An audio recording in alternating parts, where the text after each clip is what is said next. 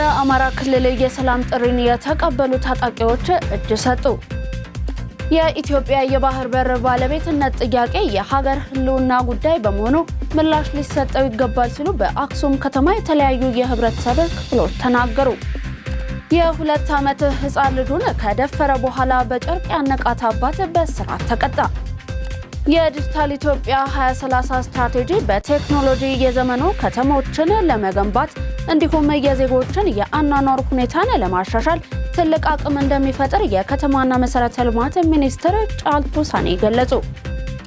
ከውጭ የአፍሪካ ህብረት እስራኤል ለሶማሌላንድ የሰጠችውን እውቅና ነው ውድቅ ያደረገ። የእስራኤልን እርምጃ መክታት አልችልም ሲሉ ዶናልድ ትራምፕ ገለጹ።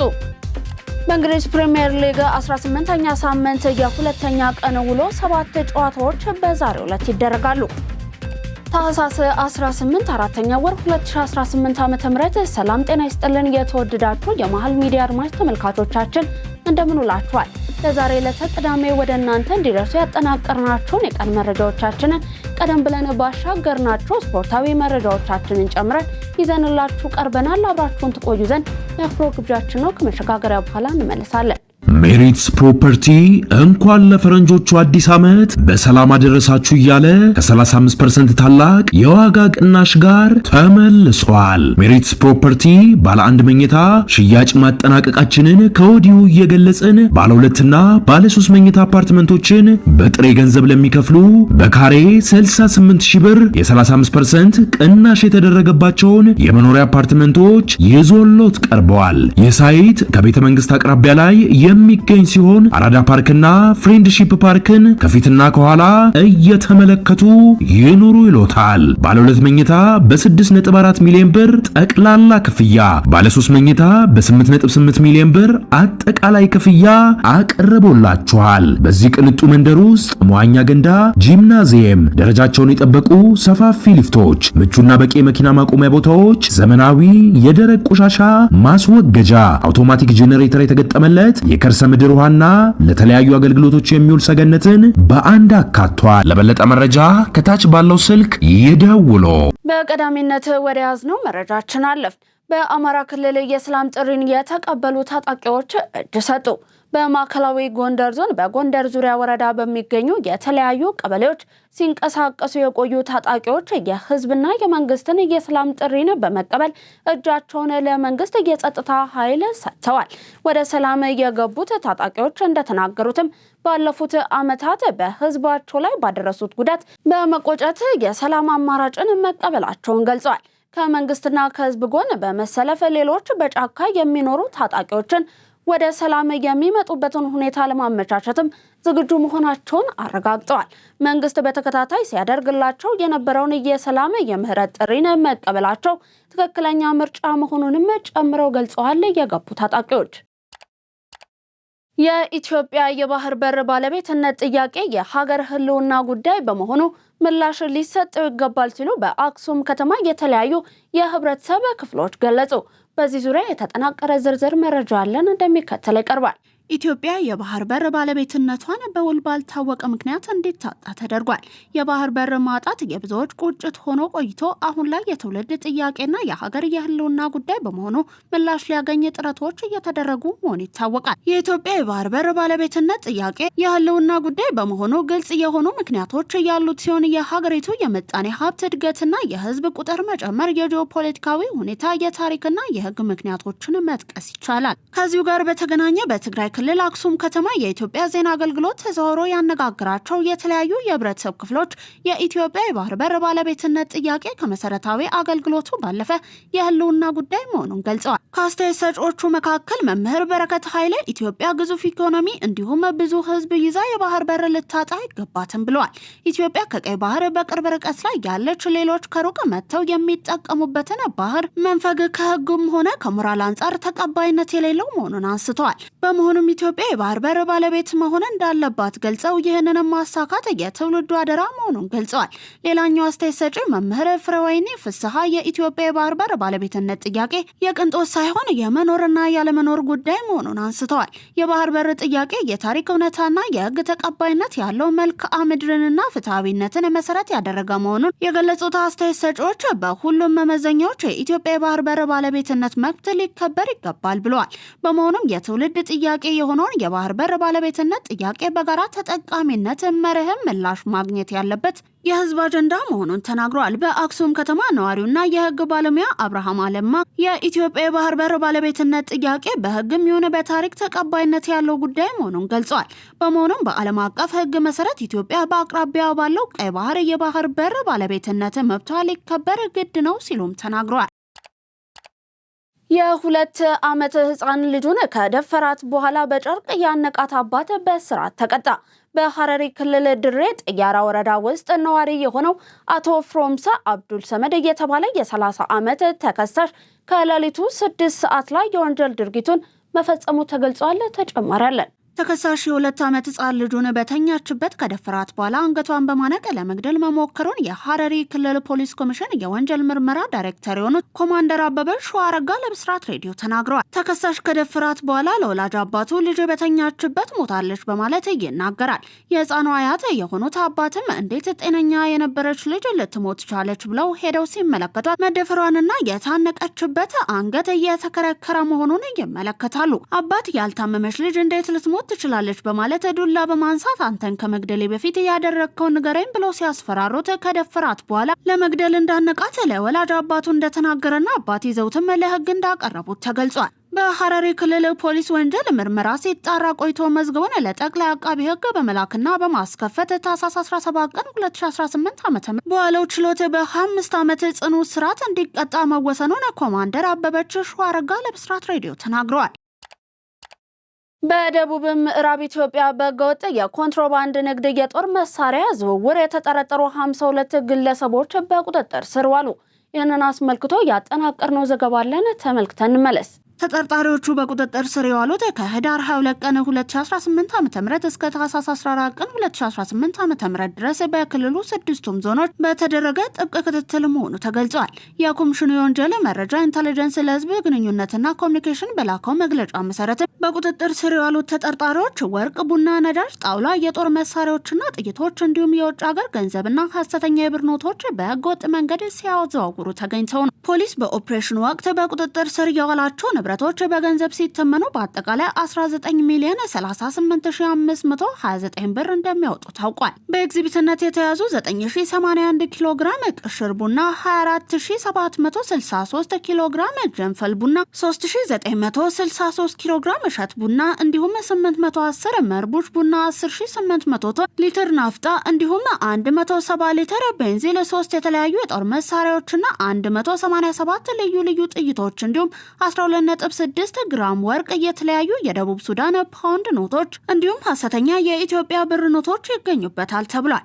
በወንጀል ድርጊቱ የተሳተፉ 52 ተጠርጣሪዎች በአሁኑ ወቅት በፖሊስ ቁጥጥር ስር ውለው ምርመራ እየተጣራባቸው እንደሚገኝም ኮሚሽኑ ገልጿል። ህገወጥ የጦር መሳሪያዎች በጸረ ሰላም ኃይሎች እጅ ቢገቡ የሚያደርሱት ጉዳት ከፍተኛ መሆኑን የጠቆመው ፖሊስ ህብረተሰቡ መሰል ህገወጥ ድርጊቶችን በማጋለጥ ረገድ ከጸጥታ አካላት ጋር ያለውን ትብብር አጠናክሮ እንዲቀጥልም ጥሪ ቀርቧል። ከ700 ሺህ በላይ ሰዎች የኢትዮጵያ ባለልዩ ጣዕም ቡናን የሚቀምሱበትና የቡና ወጪ ንግድን ለማሳደግ ያለመ ኮንፈረንስ በቻይና ሁዋን ግዛት እየተካሄደ መሆኑን በቻይና የኢትዮጵያ ኤምባሲ አስታወቀ። በቻይና ሁዋን ግዛት ጁጆ ከተማ እየተካሄደ ስላለው የቡና ኮንፈረንስ ኤምባሲው ለጋዜጣ ፕላስ በላከው መረጃ መሰረት እንዳመለከተው መድረኩ የኢትዮጵያን ቡና በቻይና ገበያ የበለጠ ለማስተዋወቅና የንግድ ትስስሩን ለማጠናከር ያለመ ነው ብሏል። በኮንፈረንሱ ላይ ከ7000 በላይ ለሚሆኑ ሰዎች የኢትዮጵያን ባለልዩ ጣዕም ቡና ለማቅመስ እቅድ መያዙንም መግለጫው ጠቁሟል። ቻይና የኢትዮጵያ ቡና ዋና መዳረሻ ሀገር እየሆነች የመጣች ስትሆንም የዛሬ 5 ዓመት የኢትዮጵያን ቡና በመግዛት ከነበረችበት 33ኛ ደረጃ በያዘው ዓመት ወደ 4ኛ ደረጃ ከፍ ማለቷ ተገልጿል። ኢትዮጵያ ባለፈው ዓመት ብቻ ከ35000 ቶን በላይ ቡና ለቻይና ገበያ ማቅረቧ የሚታወስ ሲሆን አሁን እየተካሄደ ያለው ኮንፈረንስ ይህንን መጠን ይበልጥ ከፍ ለማድረግ ታስቦ በኢትዮ ቻይና የወዳጅነት ኮሚቴ አማካኝነት እየተዘጋጀ ነው። በዚህ ታላቅ የቡና ኮንፈረንስ ላይም በቻይና የኢትዮጵያ አምባሳደር ተፈራ ደርበው የጁጆ ከተማ ከንቲባን ጨምሮ የኢትዮጵያና የቻይና ከፍተኛ የሥራ ኃላፊዎች ተሳታፊ መሆናቸው ተመላክቷል። የዲጂታል ኢትዮጵያ 2030 ስትራቴጂ በቴክኖሎጂ የዘመኑ ከተሞችን ለመገንባትና የዜጎችን የአኗኗር ሁኔታን ለማሻሻል ትልቅ አቅም እንደሚፈጥር የከተማ መሰረተ ልማት ሚኒስትር ጫልቱ ሰኔ ገለጹ። ተጨማሪ አለን።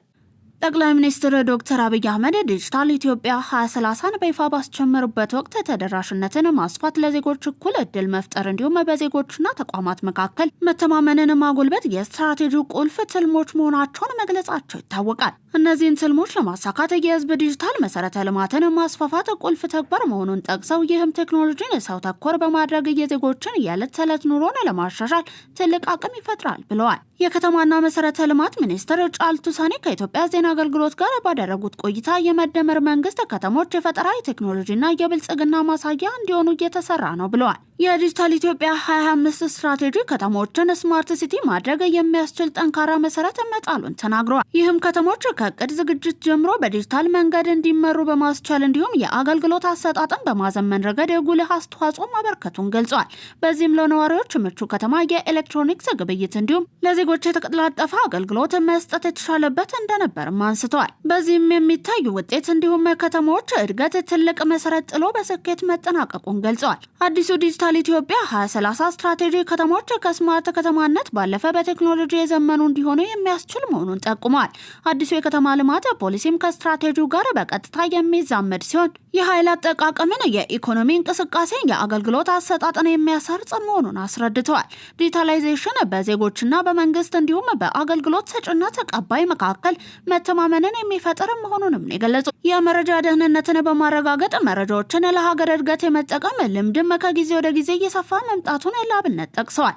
የመደመር መንግስት ከተሞች የፈጠራ ቴክኖሎጂ እንዲሁም የብልጽግና ማሳያ እንዲሆኑ ትኩረት ሰጥቶ እየሰራ መሆኑንና ዲጂታላይዜሽንን ለዚህ ስኬት ዋነኛ የመስፈንጠሪያ አቅም መሆኑንም ጠቁመዋል። ውድ ተመልካቾቻችን እየተመለከታችሁ የምትገኙት ለዛሬ ዕለተ ቅዳሜ ወደ እናንተ እንዲደርሱ ከመሃል ሚዲያ የተዘጋጁትን የቀን መረጃዎቻችን ነው። ከውጭ ወደ ያዝናቸው መረጃዎቻችን አለፍ።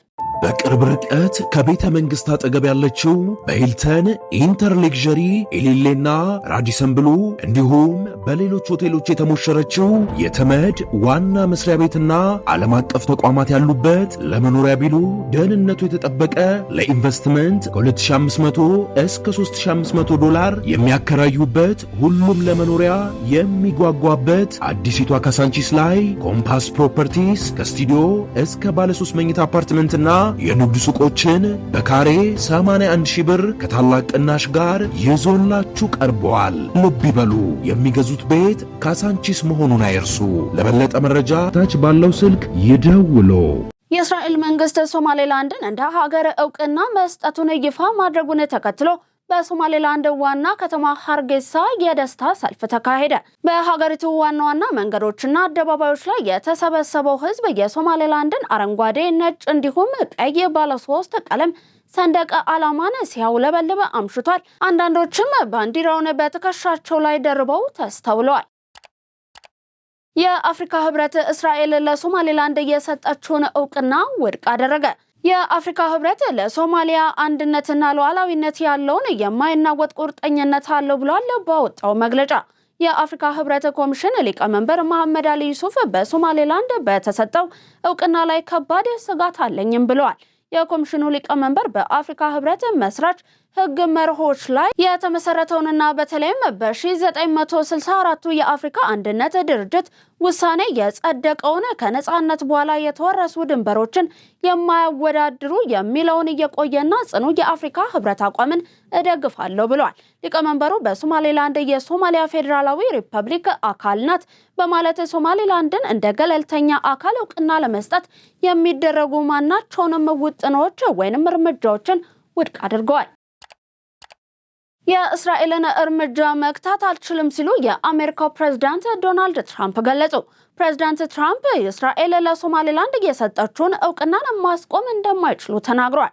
ትራምፕ ለጋዜጠኞች በሰጡት መግለጫ መሰረትም የእስራኤልን እርምጃ መክታት አልችልም ብለዋል። ፕሬዝዳንቱ ለመናገር ያክል እንኳን አስተያየት የለኝም ሲሉ ዝርዝር ማብራሪያ ከመስጠትም ተቆጥቧል። አሜሪካ ለሶማሌላንድ እውቅና ለመስጠት ያላትን ፍላጎት በተመለከተ ከጋዜጠኞች ለቀረበላቸው ጥያቄ እኛ እያሰብንበት ነው፣ ሁሌም ትላልቅ ውሳኔዎችን ነው የማሳልፈው፣ ደግሞም ትክክል ይሆናሉ በማለትም ተናግሯል። የሶማሌላንድ ጉዳይ እንደምታውቁት ውስብስብ ነው ሲሉም ተደምጠዋል። ምድር በጎርፍ ትጠፋለች በማለት በኖህ መርከብ በተመሰለች መርከብ በሺዎች የሚቆጠሩ ሰዎችን እያሰባሰበው የጋናው ነቢይ የጥፋቱ ቀን ተራዝሟል ማለቱ መነጋገሪያ ሆነ። በጋና ኩማሲ ወደ 4000 ሰው ገና ተሰርታ ባላለቀችው መርከብ ላይ ከምድር ጥፋት ለመዳን የመጣ ሲሆን የጋና ነቢይ ቦህ ኖህ ሁሉም ሰው ወደየሀገሩ እንዲሁም ወደየመንደሩ እንዲመለስ በመንገር ዛሬ ዓለም አያበቃላትም ብሏል። ለ21 ቀናት ከጸለየና ከጾመ በኋላ አምላክ ለሕዝቦቹ ጊዜ እንደሚሰጣቸው እንደተማጸነና አምላኩም ጸሎቱን ሰምቶ የጥፋቱን ቀን እንዳራዘመው ገልጿል። ይህ ሐሰተኛ ነቢይ ነው የሚል ትችት የቀረበበት ነቢይም ከእግዚአብሔር ሰዎች ጋር ካደረገው ጸሎት በኋላ እግዚአብሔር ሁሉንም ሰዎች የሚያስተናግዱ ተጨማሪ መርከቦችን እንዲገነቡ ተጨማሪ ጊዜ እንደፈቀደላቸው ነግሯቸዋል። በመጨረሻም ዜና ስፖርት። በእንግሊዝ ፕሪሚየር ሊግ 18ኛ ሳምንት የሁለተኛ ቀን ውሎ 7 ጨዋታዎች በዛሬው ዕለት ይካሄዳሉ።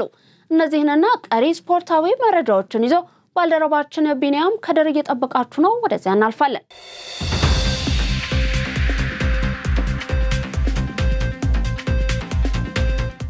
ውድ አድማጭ ተመልካቾቻችን የዛሬውን ስፖርታዊ ዘገባችን ከሀገር ውስጥ ስፖርታዊ ዜናዎች የምንጀምር ሲሆን በዚህ ሳምንት የተደረጉ የኢትዮጵያ ፕሪሚየር ሊግ ጨዋታዎችን የምናስታውሳችሁ ይሆናል። ረቡዕ ታህሳስ 15 በተደረገ ጨዋታ ነገሌ አርሲ ወልዋሎ አዲግራት ዩኒቨርሲቲን 1-0 ሲያሸንፍ፣ መቀሌ ሰባ እንደርታ ደግሞ አርባ ምንጭ ከተማን 2-0 አሸንፈዋል። ባህር ዳር ከተማና ፋሲል ከነማ ባደረጉት ጨዋታ 0-0 አቻ ተለያይቷል። ሀዲያ ሆሳዕና 2-1 ወላይታ ድቻን አሸንፏል። ሐሙስ ታህሳስ 16 የተደረገው ጨዋታ ኤሌክትሪክ ምድረገነት ሽሬን 1-0 ሲያሸንፍ፣ ሌላ በተደረገ ጨዋታ ደግሞ ሸገር ከተማና ሐዋሳ ከነማ ባደረጉት ጨዋታ ሐዋሳ ከነማ 2-0 ሸገር ከተማን አሸንፏል። ኢትዮጵያ ቡናና ድሬዳዋ ከተማ ባደረጉት ጨዋታ ድሬዳዋ ከተማ 2-1 ኢትዮጵያ ቡናን አሸንፏል። ቅዱስ ጊዮርጊስና ኢትዮጵያ ንግድ ባንክ ባደረጉት ጨዋታ ሁለቱም 1-1 ተለያይቷል።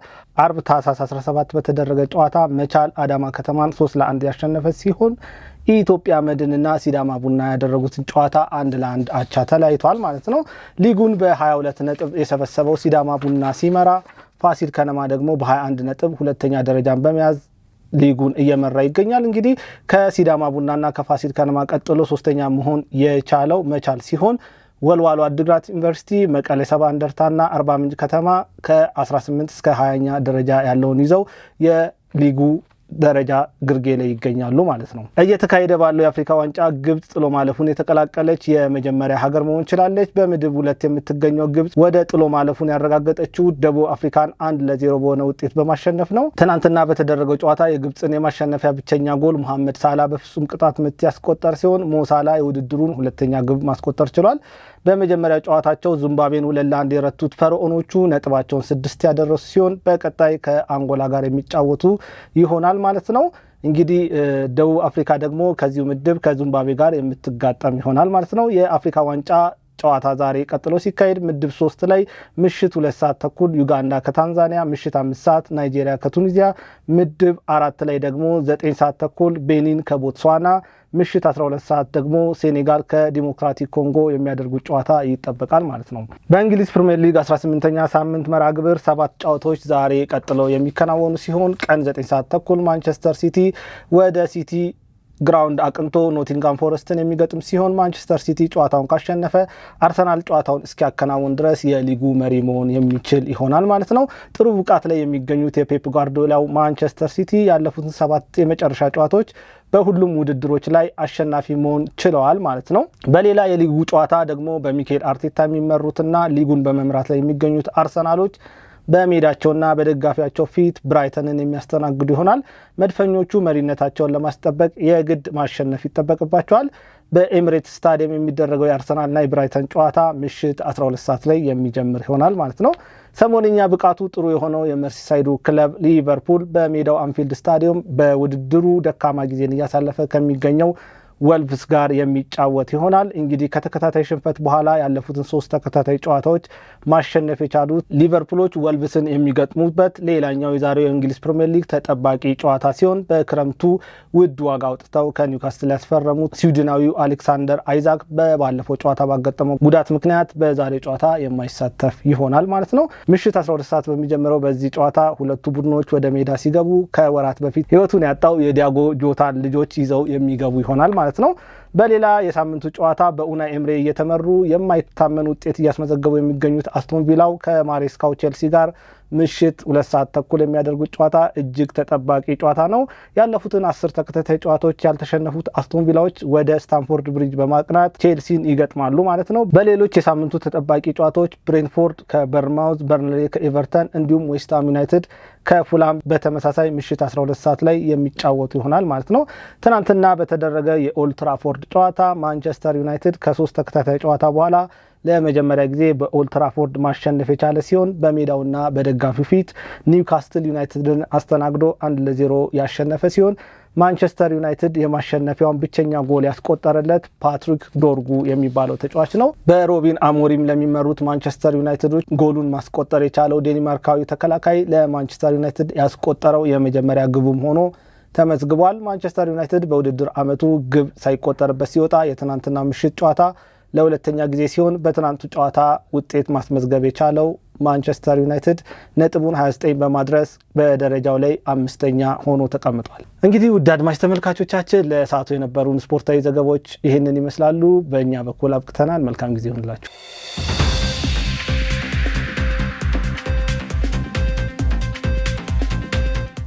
የተወደዳችሁ የመሃል ሚዲያ አድማጭ ተመልካቾቻችን ለዛሬ ለተቀዳሚ ወደ እናንተ እንዲደርሱ ያጠናቀርናቸው የቀን መረጃዎቻችን እስካሁን የተመለከታችኋቸውን ይመስሉ ነበር። ዜናውን ላይክና ሼር ሚዲያችንን ሰብስክራይብ በማድረግ አብሮነታችሁን ታጠነክሩ ዘንድ የአክብሮት ግብዣችን ነው። ሰናይ ቀን ተመኘን።